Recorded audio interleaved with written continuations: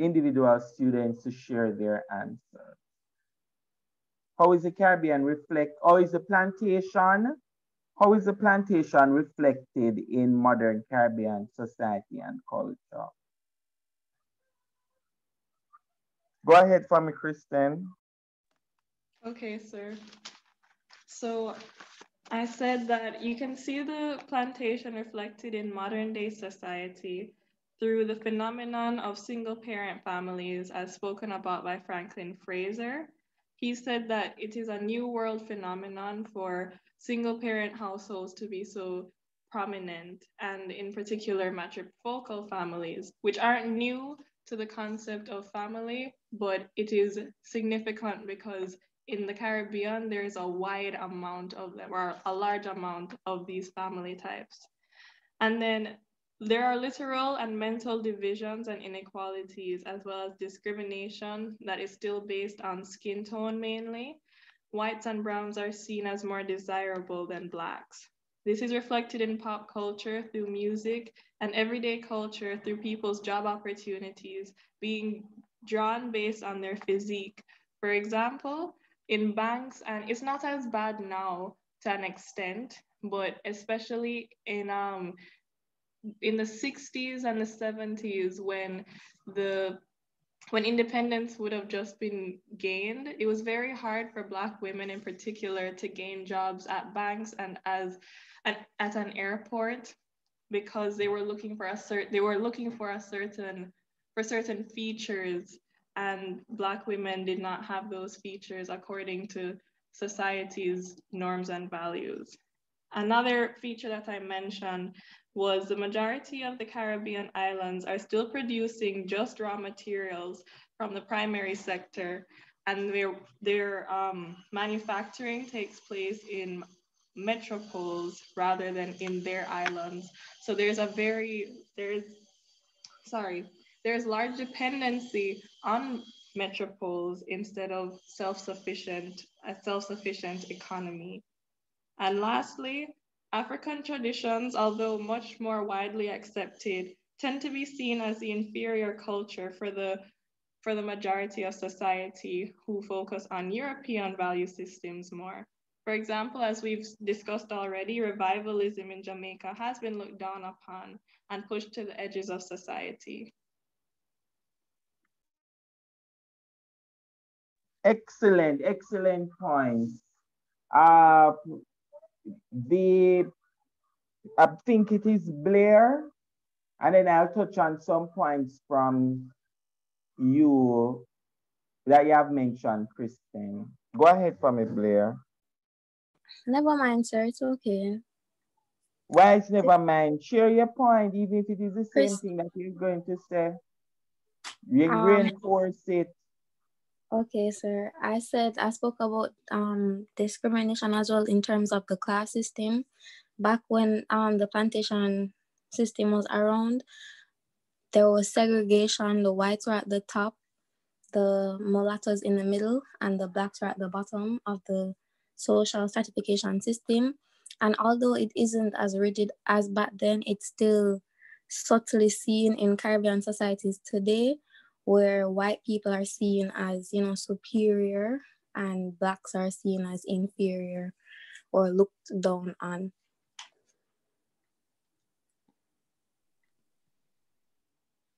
Very good, very good. Anyone else? Very good points.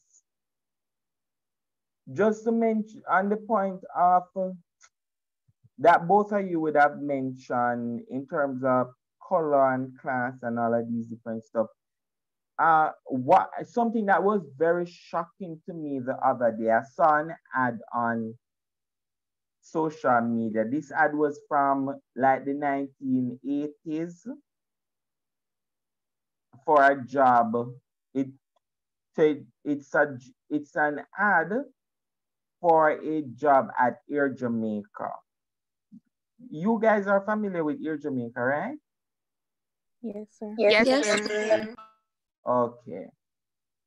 And the on the one of the description was that you must be of light skin tone. 1980, in the 1980s in Jamaica, a country that majority of the people is of dark complexion, and a requirement for a job in their national, well, for their national airline, that everybody proud and say, yes, I'm a Jamaican. Your national airline is telling you that for you to work there, you must be of lighter complexion. 1980s. That's terrible. That's horrible, horrible, horrible. And it is persons who today work in the hotel industry, they will tell you the same thing. One of the perfect example, I went to the bank when I was more conscious of color, class, race. So I've been going to Cayman since I'm very young, from about 5. So I wasn't conscious about a lot of things, but in 2014, I went back there and I was very much conscious about class, color, and all of these different stuff. And one of these, I went to the bank to withdraw some money, and I went inside. And when I went into the bank, there's something that struck me about the bank, that everybody in the bank, the tellers, they were all of one skin tone. And I said to myself, this would have been a perfect example of Jamaica in the 1960s and 70s. That I read about, right? So, yes, so we know for sure that class actually, stratification, well, not stratification, but society has all of these legacies from the plantation, which, go ahead for me, Watson. Sir, one more thing to add to what Kristen and Melissa said. You could also include the fact that most Jamaicans or Caribbean people prefer things that are from foreign countries. So they would prefer to buy the foreign goods than the thing that is actually made from their own country. That is so true. That is so true. Yes, we have this thing where we prefer things foreign, and that also contributes to our underdevelopment. Sir. Go ahead for me. Adding to what Jada said, not only that, but we also prefer Western culture over our culture. Someone in my sociology class was talking about that, and they said that, you know, they don't like ackee and whatever, they eat Western foods, and they enroll their children in stuff like ballet and things like that, which is of a more Western culture. Yes, it happens. I will not saying that you can't enroll a child in ballet, but it is always like our indigenous our culture that was created here is sidelined for something that is Western. In that regards, Jada, you have something that you have to say? You want to say? Yes, sir. I was just adding to Melissa. So I actually know somebody that they don't eat bread.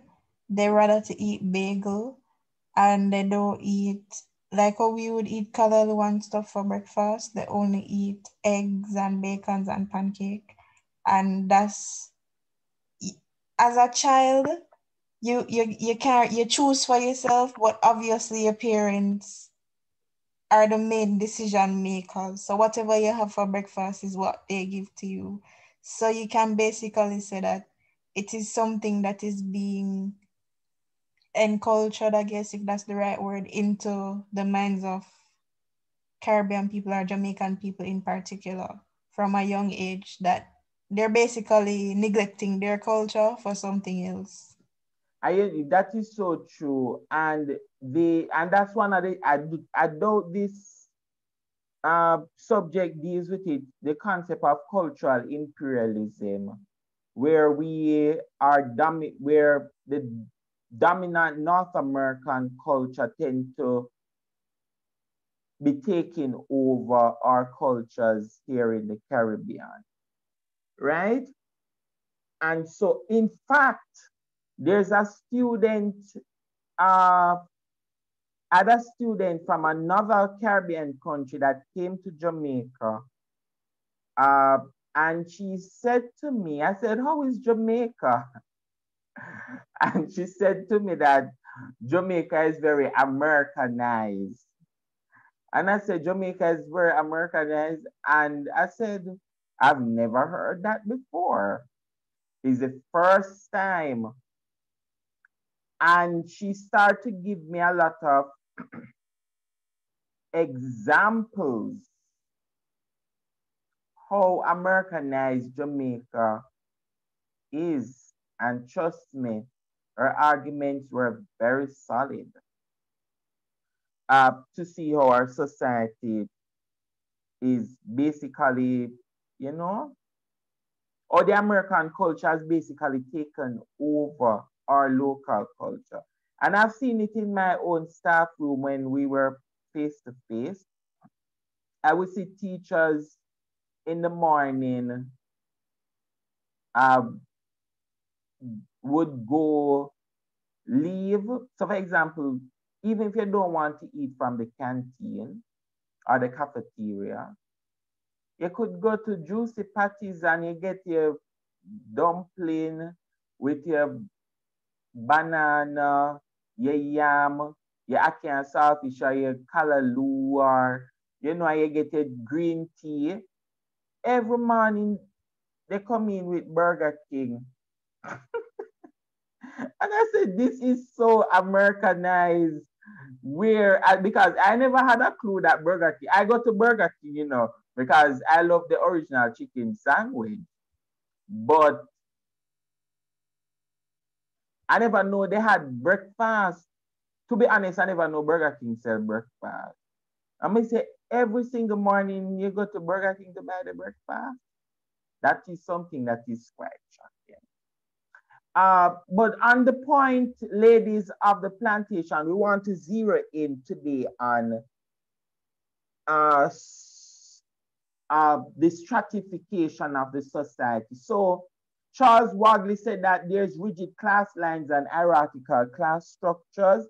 And George Beckford said slave society would not stand for long without internal class struggles.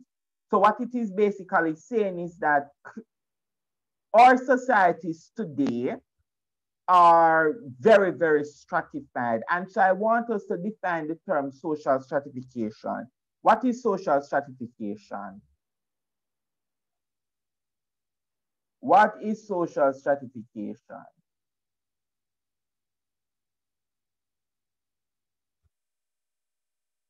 Go Sir, ahead, Pamela Jackson. Go ahead. Sir, it's like the division of the society into different levels or strata, which is based on one's socioeconomic background.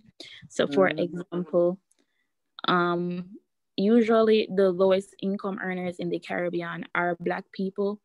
So Yeah. they would be considered at the bottom of the social strata ladder, social stratification ladder, while the people who are fair in color or are white are usually at the top.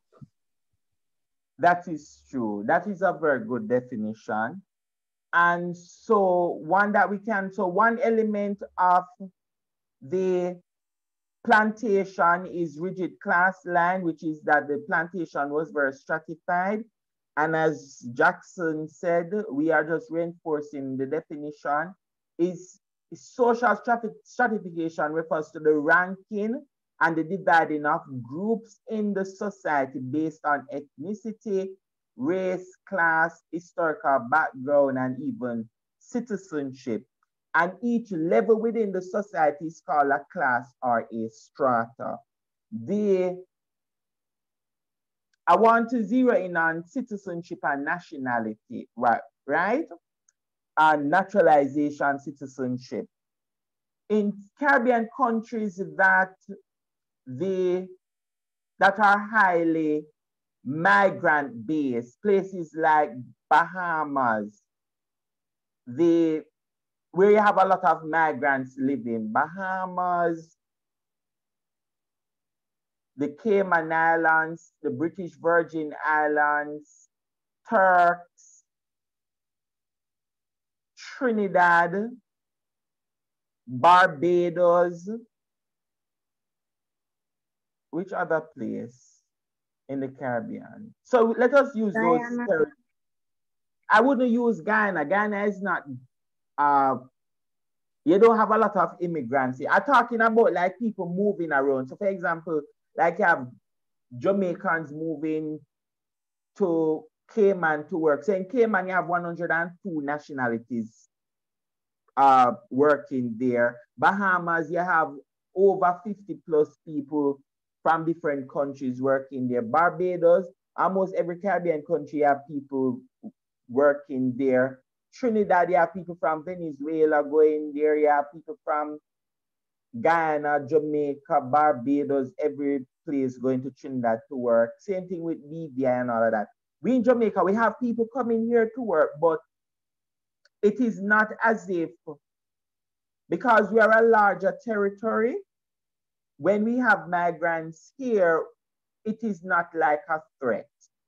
But I have to understand from their perspective, because if you have a country like for Cayman, and if you have 50,000 people living in Cayman and 11,000 of that 50,000 are Jamaicans, and then out of that, say you have 50,000, 11,000 is Jamaican, and out of that, your local population is about 10,000 people.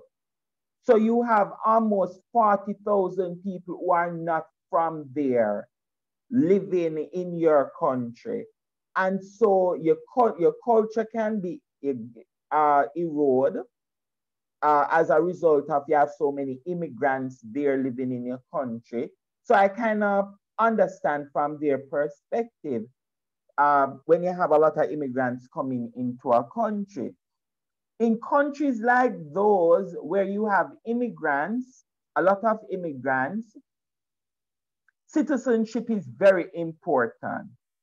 And so you will hear a lot of discussion in Cayman about Caymanian status or permanent residency. So people, your citizenship determines where you rank in the society and the level of privilege that you actually have within a society.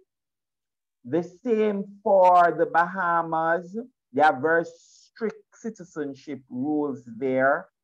And also in Turks. Trinidad is the same. Barbados, to some extent, when I was there,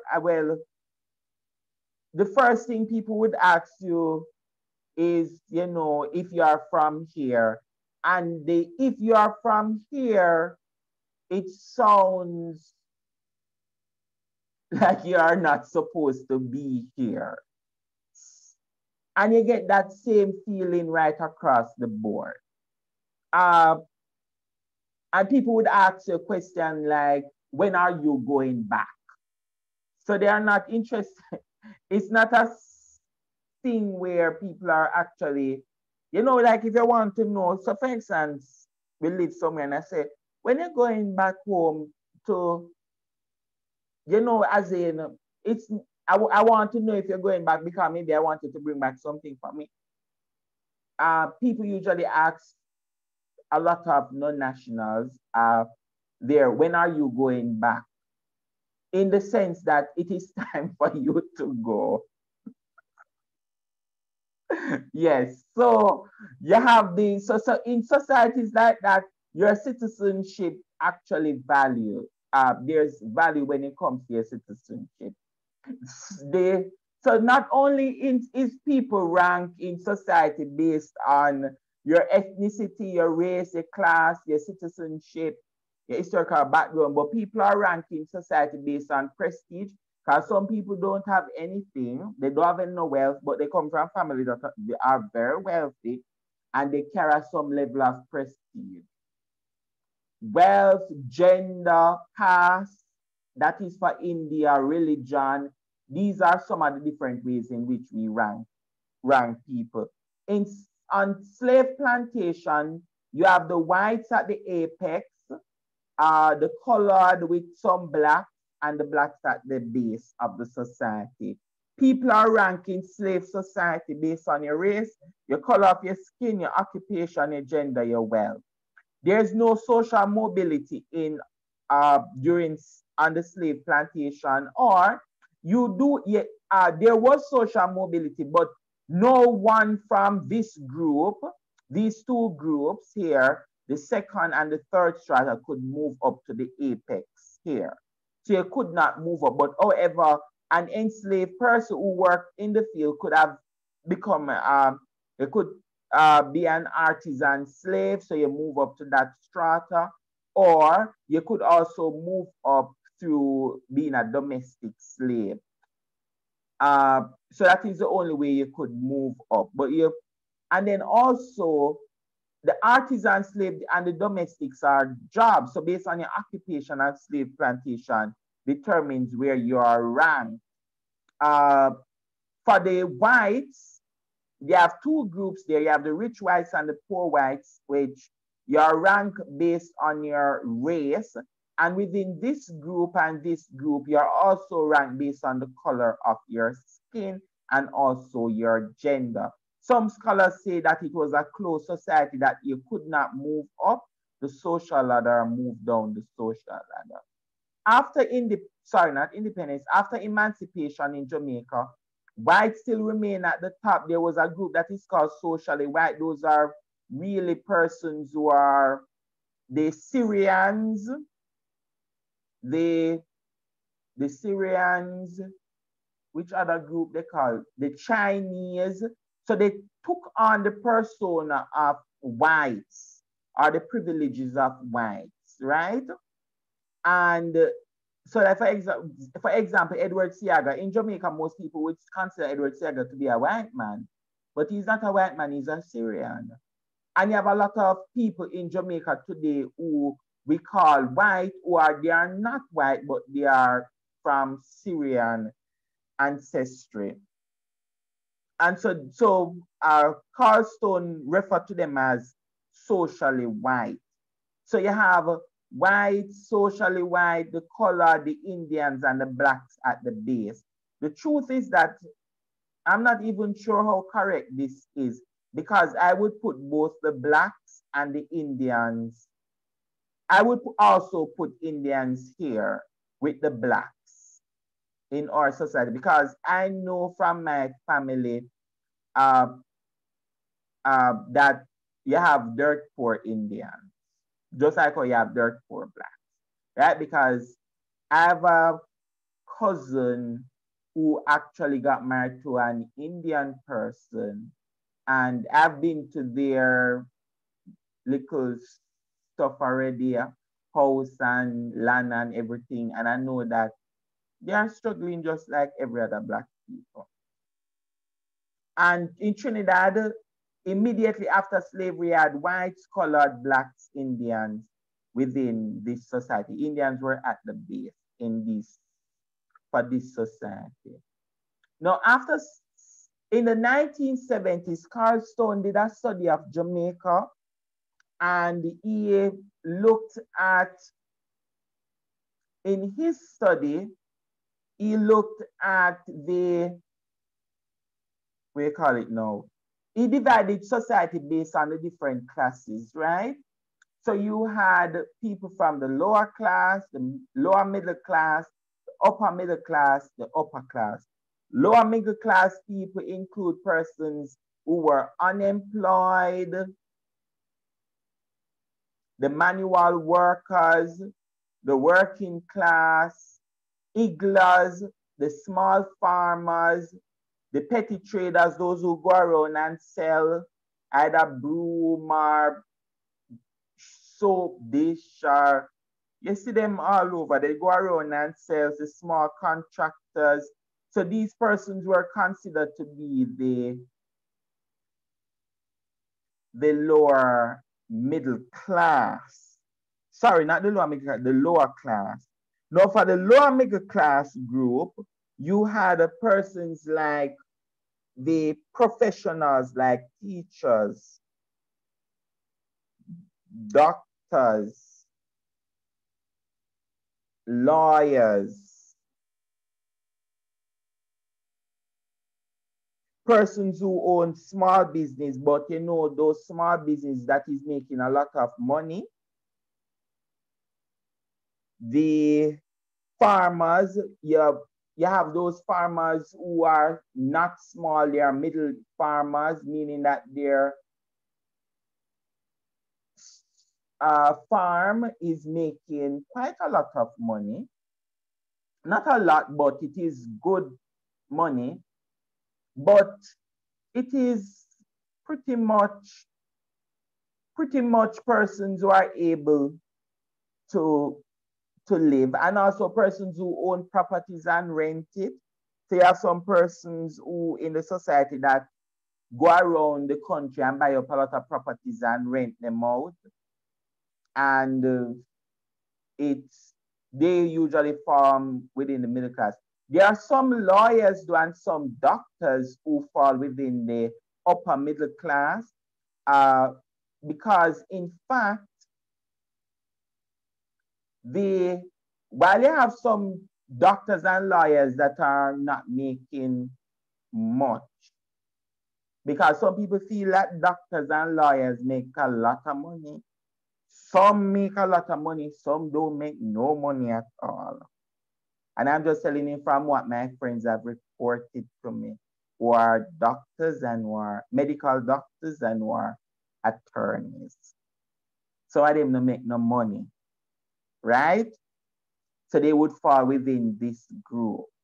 But you have some of them that open their own practice and they buy up all the properties in Kingston and in Montego Bay and they're making all the money.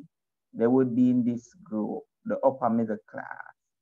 And you have the politicians and some clergymen and technocrats.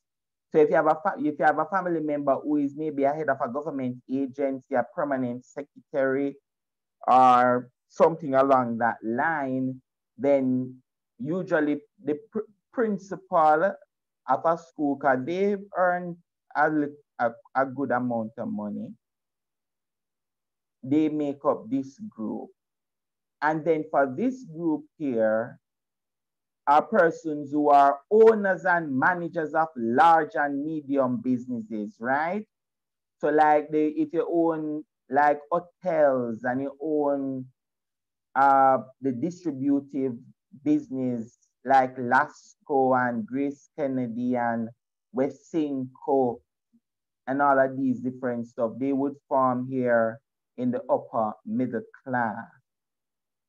Now, so this is how the societies were stratified. Now, Stanley Reed identified 21 families in Jamaica that control the means of production in the 1970s. And he said from this family, Jamaica in the 1970s had 219 boards. And on those 219 boards, 21 families made up 70% or control, were chairman or chairwoman of 70% of the board. So in fact, what you have is just 21 families controlling, making all the corporate decisions and also all the public decisions, because not only that, politicians usually appoint these families, 21 families, to chair boards. Some examples of these are the Asherims, DNG, which is Dinos and Geddes, the Enriquez, the Matalans, the Isaac, the McConnells, the Levy. Those are some examples of persons from the 21 families, and they control things like the financial sector, insurance, construction, manufacturing, law, tourism, agriculture, especially the Levy family. They are very influential in law. The McConnells, tourism, the Isaacs. And then we have new families outside of these 21 families, like the Butch Stewart, Sandals Group, ATL, CVM TV, Jamaica Observer, also was part owner of Air Jamaica, yes, very wealthy. The Hendrickson, National Bakery, Pegasus Hotel, Courtly Hotel, Knoxford Court, Lascelles, Leachin, NCB, Guardian Life, and many much more things. The Vaz and the Buntings that are very big in, these are politicians, but before they, well, Vaz money really, well, I don't want nobody sue me. But these families control quite a lot of business in Jamaica also. So we have all of these different families that control the different means of production, right? So they form outside of the 21 families. These are some examples of some, not all. But there's one thing that is very striking is that Anya Samuels mentioned that is often said that on the island of Jamaica, there's 21 families that rule, but hardly any of those families are Black. So if we should look at these families here, the 21 families, the Bootstrap, the Hendrickson, the Lascelles, the Leachin, the Vaz, with the exception of Bunting, but everybody else up there. If you look at most of them, they are of a particular skin complexion. They look very much near white or white Jamaicans, right? And some of them are from Jewish or Syrian heritage. And then in Barbados, you have Christine Barrows, who did the study on the 12 families in Barbados that control the means of production in Barbados. And one of the family names there, which is very wealthy, is the Williams family in Barbados. She would have talked about the Williams family. So in the Caribbean, the two studies that have been done on how families, small families, and they tend to intermarry between each other. And so if you really look at it, it's just one big family that controls everything in both Barbados and in Jamaica is these small families. The other islands, they have not done any studies on those islands, right? Social stratification today, if we look at how our society is stratified, while on slave plantation, people were not allowed to move up the social ladder. Today, you can be very dirt poor, and you can move from the lower class to upper middle class. You can move from lower middle class to upper middle class. You can move from lower middle class to upper middle class. Social mobility is very possible today, right? And there's a lot of factors that enable people to move up the social ladder in today's society. One, acquisition of new wealth, people migrate. So I could be somebody who is very poor and could be an eagle on the road, selling in Coronation Market. Somebody sent for me abroad. I go abroad to work. God just opened a door for me. Praise the Lord. And I go to abroad and I work very hard, save my money, come back to Jamaica, build my very nice house in Mandeville. Yes, that's where most of the immigrants go and build a house, Mandeville. And they are the ones who are buying up all the apartments in Kingston. Yes. It's not Jamaicans who work in here. You have Jamaicans buying apartments here. But most of the apartments, most of the people who are buying apartments in Kingston or in Jamaica generally are Jamaicans who migrate and they plan to come back home, or they come and they buy apartment and they put it on the market as the Airbnb. So we know for sure that you could be from this group and you're able to move up the social ladder, say become a lower middle class. You could be here, lower middle class, you get involved in illegal activities such as scamming, drugs, extortion.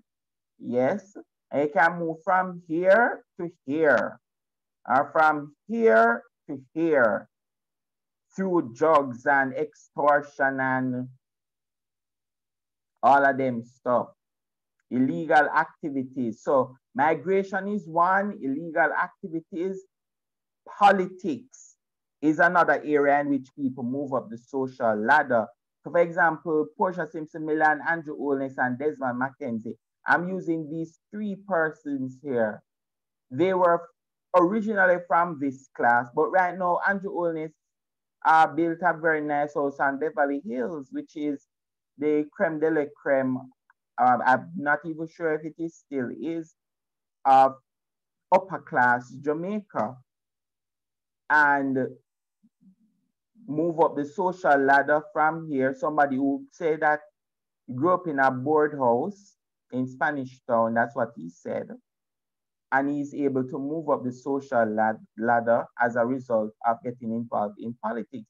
The truth is that he had no job outside of politics. Politics was his only job. Same thing with Portia and Desmond Mackenzie. They had no job. So politics was another area in which people are able to move up the social ladder. Now, another major way in which people move up the social ladder is through education. I'm not 100% convinced, but I've seen. Because I know very bright people who have PhD, masters, 2-3 masters, people who go to law school. And if you don't have links in this country, you really can't make it. And so you have education, which is a very important way to move up the social ladder, and it's still a viable way of moving up, because I believe, what's his name again, that young man? He's now an MP. He posted something on his social media recently about Arnaldo Terry Long, and he posts, yes, on social media, said that his mother, he's from Grandspen, an area that is called Grandspen, and he said that his mother used to sell panties in the market. God bless him that he, she was very stern with him when it comes to education. He was able to get his, what do you call it now? He passed for Campion, went to Campion, and then went on to do law. He's now an attorney till he's now a politician. Well, attorney and politician. And so social mobility is very much possible. And the truth is that a lot of my friends who I know who are come from very humble beginnings, some of them are doing well, some not, some doing well. Based on education, they are able to move up the social ladder as a result of education. Others are able to move up through marriage. So for example, if you are a male who is from this group, the lower middle class, or the lower class males, lower class or lower middle class males, you find a female from the upper middle class or upper class, a girl One of them, somebody up there, so like you move up the ladder, the family give you some money to invest in a business and you move up the social ladder, yes. Or it could also be applicable to females too. And so we know for sure that people move up the social ladder. Other areas in which people move up the social ladder is through their ability. So people get involved in sports. You're a sports person. Usain Bolt, Shelley and Fraser, Brian Lara, these persons are all members of the lower class, but they were able to move up the social ladder because of their involvement through their ability, their God-given ability and their hard work in sports. Same thing with the music industry. You have people like Popcorn, Cartel, the Marleys, Spice, Rihanna from Barbados. I think I've shown you a video early on in the class where Rihanna show you where she grew up in Barbados and what she is now, her ability as a musician. Same thing with Popcorn and Cartel and the Marleys. And people also move up the social ladder through drama and performing art. So we know that for sure that today in today's society, social mobility is possible. All right. So while we know that social mobility is possible in today's society, I'm going to share with you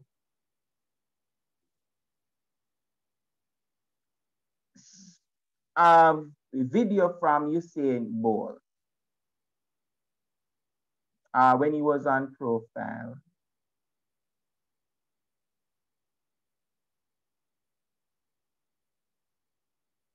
This is my history.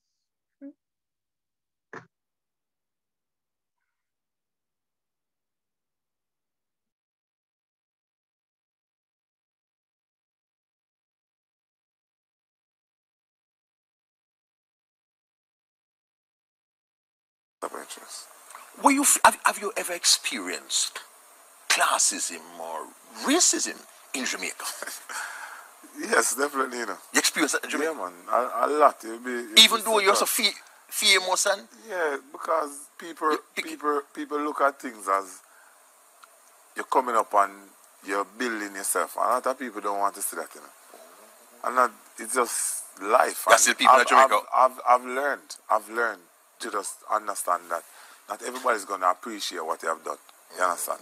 Some people, especially when I started out, it was more shocking than anything. That's why I said you have to learn from experience. Yes. And when I started out, that's how I ended up buying my house. Because I was living in a complex. Yes. And I had issues with a few of the lighter skin people. You understand? Why? Because you're bringing your dancehall friend, them and make up nice in the area. No, I used to live near a lawyer. And I remember when I moved in, he said to me, listen, be careful now. I said, what do you mean? He said, they don't like to see young people strive because when I came in here, I was just 23. Yeah. And then they weren't happy to see me in this complex. And I couldn't believe it. And when it started happening to me a couple of times, I said, no, I have to buy a house and move out so I can have my own place. You see, so I had to rush and get my house. Yeah, man. Some of the lighter skin people, they're not too happy to see it because a lot of them, because them go school and work years and years for reach. Sure, you just come and me just come up. Because I suppose me get everything and me I live here, so me I do this. Them not happy. So bad mind is a part of it. You experience bad mind in Jamaica. Strong man, strong. Strong bad mind. Strong. From people at upper class too. From people at upper class. Most of the people are the upper class because they get the youth and everybody else love me and them want to see me and them. Yes. Them just happy to see me, you understand? And them I say, boy, thanks to Jamaica, boy, really. Yeah. Even people see me and say, boy, even that I went to Miami for a shoot and I remember a Spanish, a Latino guy was saying to me, listen, I've seen a lot of celebrities come through here and you are one of them, the one that I love the most. Why? Because you have come from nothing and you have stayed humble and I respect that about you. And for me, that make you feel good. Yes. You understand? So something I really love. Important disclosures on profile. Hussein has experienced discrimination, classism, racism in his own country.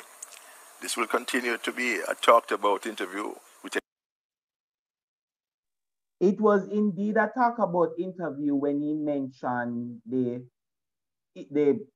racism and classism that he would have experienced, because people feel that I not even can read into their consciousness. But it happens because you have this saying in Jamaica that a butu in a Benz is still a butu. So even though you're able to drive a Benz and I'm driving maybe a Toyota RAV4, I'm from the upper class, you are still not in my category. Even though you might have more money than me, you could get your money through singing, you get your money through sports or anything else, you're still lower than me. And that's a perception that is in our society today. Another person I want to show you is Spice.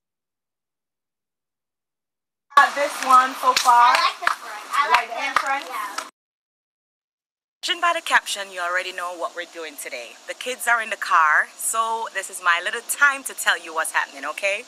I already bought a house, and I bought a house like a month ago, but the kids don't know. We saw that house during quarantine, and they really loved it. But what I did, I went and I did a whole renovation. I did over everything.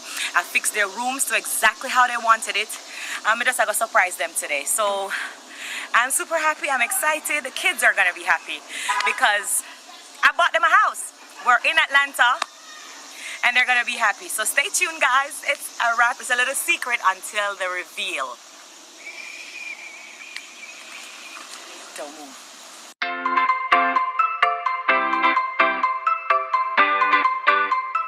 What's up, guys? Welcome to another one of Spice Official World. That's right, you heard right, it's Spice World. And judging by the topic, you already know what time it is. We are house hunting, baby. So this is our first location, and we're here with Brandy. Yes, hey y'all.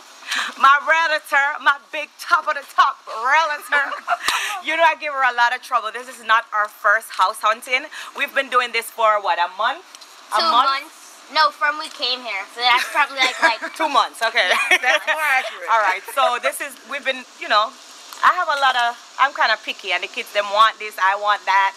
So I'm basically looking for like high ceiling, a big kitchen, kind of know, so I'm a big chef. I can cook. Someone wants a big kitchen. What do you want, Toy? A big room and a pool and a big backyard. Big backyard. Big backyard, Nicholas want to play soccer. So Brandy have our work cut out for her. So this is our first house. Let's see. Let's check it out. Woo-hoo. All right, guys. What do you think about this one so far? I like the front. I like the entrance. Yeah. Okay. All right.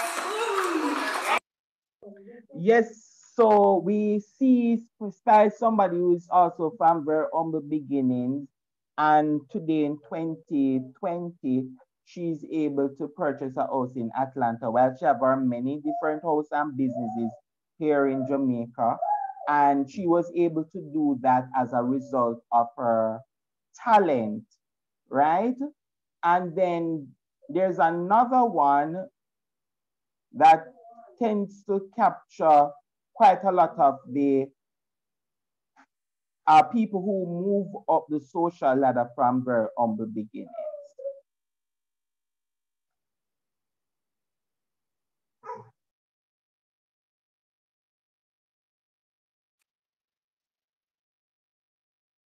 And so, as he mentioned in his song, that for every ghetto youth, they want to own a bimmer. And since he get the song on the scene, it comes like a dream, because his economic situation would have changed as a result of his ability in the music industry. Any comments, ladies, before we go?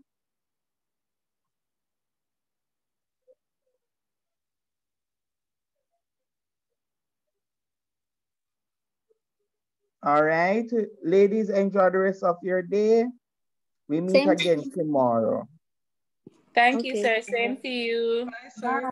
Sir, bye.